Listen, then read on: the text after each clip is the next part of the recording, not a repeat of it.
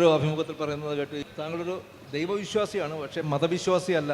എന്താ എൻ്റെ ഉദ്ദേശം എന്ന രീതിയിൽ താങ്കൾ സംസാരിക്കുന്നതായിട്ട് ഞാൻ മനസ്സിലാക്കിയിട്ടുണ്ട്. ഈ ദൈവം സഹായിച്ചിട്ടുണ്ടോ യാത്രയിൽ എപ്പോഴെങ്കിലുമൊക്കെ? നിക്ക് ഏത് റൂട്ടിലേക്കാ വണ്ടി തിരിക്കണേന്ന് എനിക്കിപ്പോ മനസ്സിലായി. ഈ നോക്കിയാ എന്നെ തിരുത്താൻ വരില്ലേ? ഈ ദൈവം എന്ന് പറയുമ്പോൾ ഈ പല മനുഷ്യർക്കും പലതാണ് മനസ്സിൽ വരുന്നത്. ദൈവമേ, മൂർഖനെയാണല്ലോ ചവിട്ടിയത്. നിങ്ങളുടെ മനസ്സിൽ ദൈവം എന്ന് പറയുമ്പോൾ വരുന്നൊരു ഇമേജ് ആയിരിക്കില്ല എൻ്റെ മനസ്സിൽ വരുന്നത്. ദൈവത്തെക്കുറിച്ചുള്ള ഡെഫിനേഷൻസ് വ്യത്യാസം ഉണ്ടാവും, അതാണ് വ്യത്യാസം.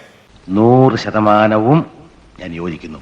ദൈവം എന്ന് പറയുന്നത് പഴയ പള്ളികളുടെ ചുവരുകളിൽ വരച്ചു വെച്ചിരുന്ന താടി മുടി നീട്ടിയ ഒരു രൂപമോ അല്ലെങ്കിൽ മനുഷ്യൻ വരച്ച ശിവകാശി ചിത്രങ്ങളിൽ കാണുന്ന ഒരു രൂപത്തിനൊക്കെ അപ്പുറം വലിയ മാനമുള്ള മറ്റൊരു സംഭവമാണ് ദൈവം എന്ന് മനസ്സിലാവും.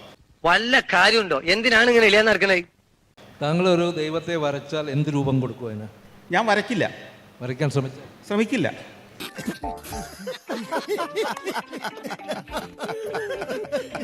പേടിയാണ്?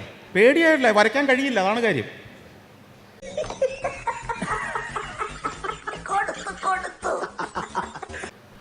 ദൈവം താങ്കളെ സഹായിച്ചിട്ടുണ്ടോ എന്നായിരുന്നു എൻ്റെ ചോദ്യം. അല്ല, ദൈവം എന്ന് പറയുന്നത് എൻ്റെ മനസ്സിൽ ഈ പ്രപഞ്ചമാണ്. ഇപ്പം ഈ കൂടിയിരിക്കുന്ന ആളുകളും അവരുടെ ഒരു പോസിറ്റീവ് എനർജി പോലും ദൈവമാണെന്ന് വിശ്വസിക്കുന്ന ഒരാളാണ് ഞാൻ. എന്റെ പൊന്നിക്ക, ഈ കഷ്ടകാലം പിടിച്ചു നിൽക്കുന്ന നേരത്തെ ഇങ്ങനെയൊന്നും പറയല്ലേ. ഞാൻ നിങ്ങളുടെ കാല് പിടിക്കാം. അപ്പം ഞാൻ എത്ര ആളുകളെ പോസിറ്റീവായിട്ട് ഇൻസ്പയർ ചെയ്യുന്നോ അതിനാനുപാതികമായിട്ട് അവരിൽ നിന്നൊരു റിഫ്ലക്ഷൻ എന്നിലേക്ക് വരുന്നുണ്ടെന്നും അതെന്നെ സഹായിക്കുന്നുണ്ടെന്ന് ഞാൻ വിശ്വസിക്കുന്നു. ഇത്രയും വലിയ ഗതികെട്ടവൻ ഈ ലോകത്ത് വേറെ ആരെങ്കിലും ഉണ്ടാവും എന്റെ കർത്താവേ? താങ്കൾ ജീവിതത്തിൽ ചെയ്യുന്ന പോസിറ്റീവായ കാര്യം എന്താണ്? ഏതാണ് പോസിറ്റീവായ കാര്യം എന്താണ്? കാഞ്ഞിരക്കുറ്റി തന്റെ കുഞ്ഞിക്കഴുത്ത് പിടിച്ച് തിരിച്ചാലുണ്ടല്ലോ പീന്നൊരു ശബ്ദം കേൾക്കും. മര്യാദയ്ക്ക് അവിടെ ഇരുന്നോ. നിങ്ങൾ എൻ്റെ കൂടെ ഈ പരിപാടി കഴിഞ്ഞൊന്ന് ഇറങ്ങി വന്നാൽ കാണിച്ചു തരും ഇവരെ.